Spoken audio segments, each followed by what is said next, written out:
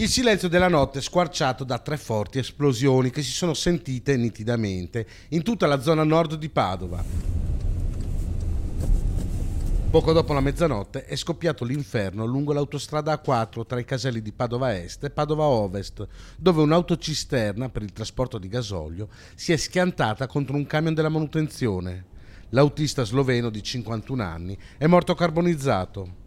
Secondo una prima ricostruzione, il tir con il rimorchio, che stava trasportando liquidi infiammabili, viaggiava in direzione Milano e all'improvviso ha prima urtato un cartello di segnalazione lavori, poi un camion di alcuni operai che stavano effettuando delle manutenzioni lungo l'autostrada. L'impatto è stato così violento da provocare il botto e l'incendio.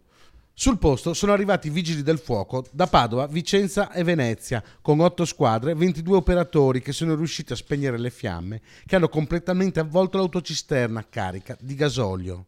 Quando l'incendio è stato spento, è stato rinvenuto il corpo carbonizzato dell'autista, un cittadino sloveno di 51 anni.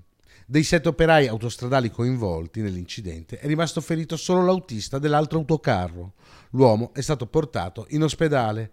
Nelle operazioni di soccorso è rimasto ferito ad un braccio anche un vigile del fuoco scivolato a terra a causa del manto stradale reso scivoloso dal gasolio. Sul posto la polizia stradale e il personale ausiliario dell'autostrada.